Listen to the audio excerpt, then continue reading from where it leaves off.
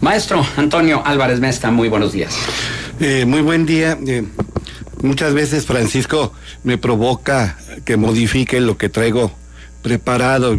Nos acaba de informar que termina la Semana de Seguridad Vial, declarada a nivel internacional, y obviamente ha pasado inadvertida para el gran público esta Semana de Seguridad Vial. Yo, por necesidades profesionales, doy una materia que tiene que ver con apreciación arquitectónica. Es una de las materias que imparto en una licenciatura internacional. Y me ha conmocionado, suena más apropiado en este caso, las ideas de Jan Gehl. Jan Gehl es un gran danés, no es un perro, no es Scooby-Doo, es un gran danés a la manera de Søren Kierkegaard, a la manera de Hans Christian Andersen. Pero mientras Søren Kierkegaard es filósofo y Hans Christian Andersen es literato, Jan Gehl es un arquitecto con el menos común de los sentidos, el sentido común. Él, en sus juventudes, se emocionaba con las ideas de los grandes teóricos de la arquitectura. Hizo su arribo con fuerza el estilo internacional moderno. A partir de las ideas de este genio suizo, luego naturalizado francés, Le Corbusier, que concebía la ciudad como la máquina de habitar, y que, hay que decirlo, privilegió mucho el diseño de pistas. Las ciudades se hicieron en función de los automóviles. Los automóviles se hicieron dueños del mundo a partir de la década de los 60, aunque obviamente se inventaron mucho tiempo atrás, pero a partir de los 60 fue el dominio total del automóvil. Y las ciudades, el diseño de las ciudades se extendió de la manera más antinatural, más antihumana, en lugar de buscar la densidad, el crecimiento vertical, el contacto, la comunicación, la consolidación de comunidades de gente viva, de carne y hueso. Hablamos de manchas urbanas que crecieron a lo tonto, se expandieron. El automóvil lo permitía, pero las necesidades del automóvil se privilegiaron a costa de las necesidades de las personas. ¿Cómo sucede? Como suele ocurrir. Una mujer, estaba recién casado Jan Gehl, su mujer llamada Ingrid, psicóloga, escuchaba a Jan Gehl hablar, Ingrid escuchaba a su marido, Jan Gehl, hablar con amigos arquitectos, ingenieros civiles, de diseño urbano, de edificios, de teóricos de la arquitectura y del urbanismo. Y decía, ustedes ponen mucha pasión en los edificios, pero se olvidan de las personas. Jan Gehl reflexionó, dijo, tienes razón. Y se puso a observar los comportamientos, las conductas de la gente en las calles. Y le apasionó eso, se lo platicó a colegas, también lo hicieron. Luego exigió a sus alumnos de arquitectura que lo hicieran, que a lo largo de los días, durante muchas jornadas, vieran cómo se movía la gente, cómo interactuaba, qué buscaba en la ciudad. Fue sentido común, fue empatía, fue sabiduría vital, práctica. Viajó también a otras ciudades, hizo observaciones. Por ejemplo, estaba de moda Brasilia, cuyo diseño y construcción fue un equipo inmenso, ya lo sabemos, pero dos genios lo encabezaron, Lúcio Costa y mi admiradísimo Oscar Niemeyer.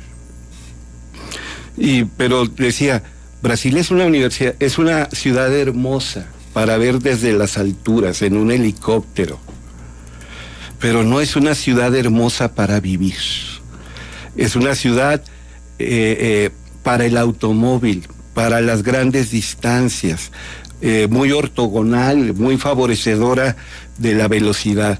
Y empezó a hablar del síndrome de Brasilia. El síndrome de Brasilia, esto de que querer reducir al ser humano con toda su complejidad y riqueza a esquemas muy rígidos que matan la vida. Para él, obviamente, las ciudades mediterráneas, italianas sobre todo, son más favorecedoras de la vida buena que las ciudades americanas o las modernas de otras potencias. Y empezó a proponer cosas, y sí le hicieron caso. Sí es posible el cambio, y el cambio no es tan oneroso, de hecho no es oneroso, el bienestar de la gente, dice, es accesible, es económico, es factible. Nueva York, por ejemplo, en el año 2007, adoptó muchas de las ideas de Hell, y en el primer cuadro de la ciudad se reivindicaron áreas para los espacios públicos, se volvieron peatonales muchas partes de la ciudad, pusieron bancas y sobre todo sillas cómodas, se favoreció la convivencia. Y esto de que hablaba Francisco de las vías que desalientan la velocidad en base a curvas, en base a obstáculos que embellecen el entorno, etcétera, lo aplicaron en Nueva York. Esto no hace mucho, fue en el 2007, lleva una década. Una ciudad de un país pobre como es Bangladesh, Dhaka, también adoptaron ideas de él. De hecho, la sociedad se manifestó porque llegaron gobernantes muy modernistas que querían imitar en lo que se pudiera Estados Unidos. Y la gente, millares de personas salieron a las calles a reivindicar los derechos de los peatones y de los ciclistas.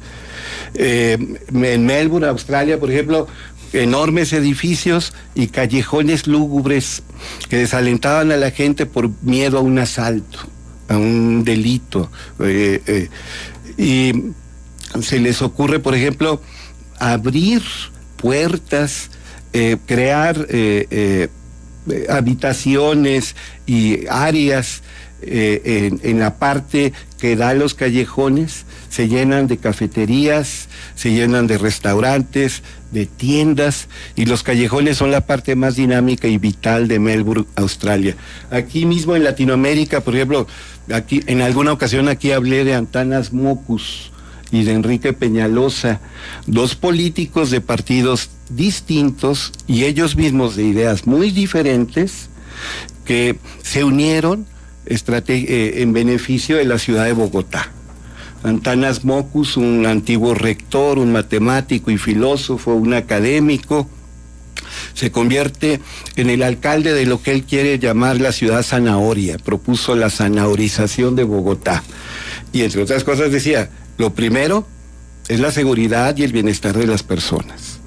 Y empezó a poner límites, por ejemplo, los antros cerraban en la madrugada, y aunque lo llamaran de conservador, una persona retrógrada y reaccionaria, hay límites en cuanto al cierre de antros, también la apertura de los mismos, hay límites a la velocidad, hay campañas de concientización, se pusieron de moda los mimos en las calles para hablar de los derechos de los peatones y de los ciclistas y de lo que significa una buena convivencia. Y luego llega Enrique Peñalosa, que es una mentalidad más empresarial, pero es un hombre sensato, y mientras que Antanas Mockus puso el énfasis en la conciencia ciudadana y en el respeto a los demás, Enrique Peñalosa, conservando eso, propuso la modificación urbana de Bogotá para favorecer de una manera concreta, específica, efectiva, eficiente a los peatones y a los ciclistas. Lo mismo quitó edificios, vecindades que no eran propicias para la buena vida, que clubes de golf que estaban en Bogotá. Se peleó con ricos y pobres, y eso fue le provocó costos electorales durante años, pero los resultados fueron muy, muy benéficos. Entonces, Yangel dice, la prioridad nunca deben ser los automóviles, deben ser las personas. Podemos y debemos vivir en una ciudad humanista. Sí, pero lo más difícil de todo es crear esa conciencia ciudadana, no esa conciencia cívica, ese ponerse las pilas de que el peatón está en primer lugar. Esa es una cuestión muy importante del reglamento de Torreón, que pone al peatón en primer lugar antes de que cualquier otro. El peatón, luego el ciclista, luego el automovilista, luego el camionero y al último el trailero. Y el peatón es más vulnerable, exacto, su vida es precaria. Obviamente Francisco y muchos ciudadanos más intervinieron y no le llamaron reglamento de vialidad urbana, le llamaron movilidad urbana, porque vialidad humana es privilegiar el automóvil.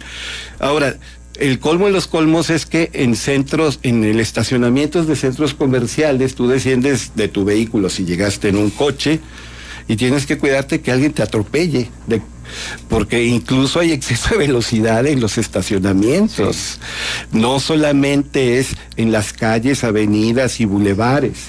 En los mismos estacionamientos hay personas poco sensatas y respetuosas que pisan el acelerador. Como también, hay que decirlo, hay ciclistas, obviamente también motociclistas, que acostumbran manejar en sentido contrario, que invaden espacios para los peatones. Se pasan los semáforos en rojo. Se pasan los semáforos en rojo. Que atropellan a los peatones. Y llevan a veces, los ciclistas llevan a bebés cargando, sí, o a motociclistas que dan familias enteras. Por alusión, en el reglamento de Torreón se permite que el ciclista pase el semáforo en rojo. Sí, ¿y está bien? Sí.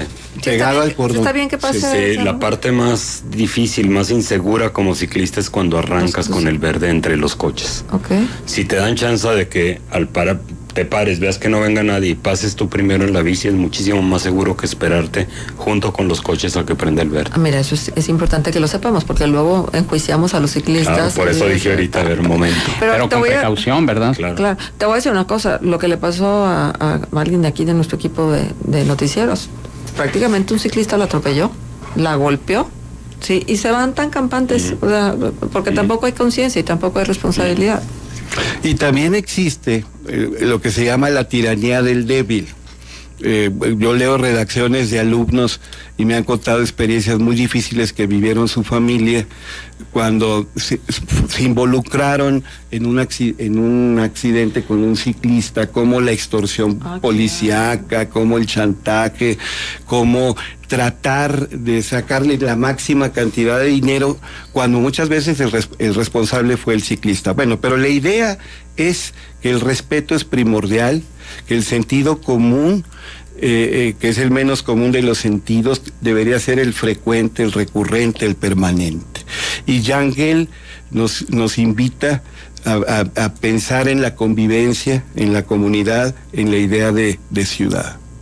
Jaime Torres se comunica, Radio Escucha, dice, en relación al tema con Pérez Gasga, fue por falta de cuidado mío, no de los automovilistas. Lo primero que se debe educar es al peatón. Si un peatón fuera multado por cruzar a mitad de calle, se evitarían el 90% de los accidentes. Si a un peatón se le multara por cruzar la calle cuando vienen carros, se evitaría otro 10% de accidentes, dice Jaime Torres. Ese es precisamente tener la visión de la ciudad en función del coche. Sí, la ciudad debe estar en función de las personas. El coche es el que se debe parar cuando el peatón pase. Sí. El peatón nunca debe ser multado, nunca. Él es el que debe ser el rey de la ciudad. ¿Sí?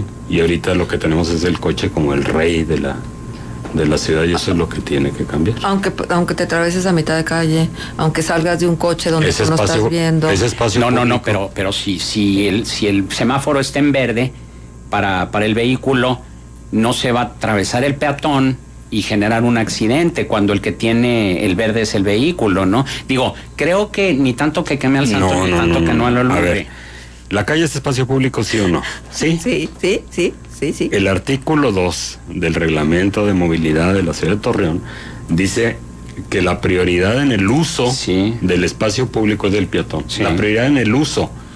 Es decir, los pies del peatón en la calle tienen más derecho que las llantas del coche en la calle. De acuerdo, pero también el peatón tiene la obligación de respetar el verde. Es obvio que no te vas a meter en una situación suicida, ¿no? Por supuesto. Pero Pues tú ves no, calles... ni tan obvio, porque muchas veces... Tú ves calles modernas, por ejemplo, en Brighton, Inglaterra, la calle principal es una calle de los peatones, caminan por en medio de la vialidad y los coches van detrás de los peatones a la velocidad del peatón.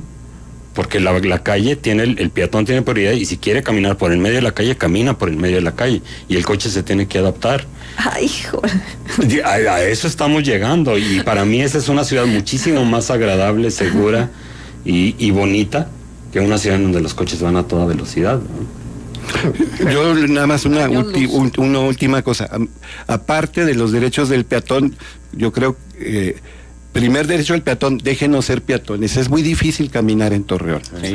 No hay aceras, no hay sitio, te tienes que bajar. Hay muchos automovilistas que se estacionan, invaden la banqueta. Hay muchas partes que es tierra, hay árboles con espinas.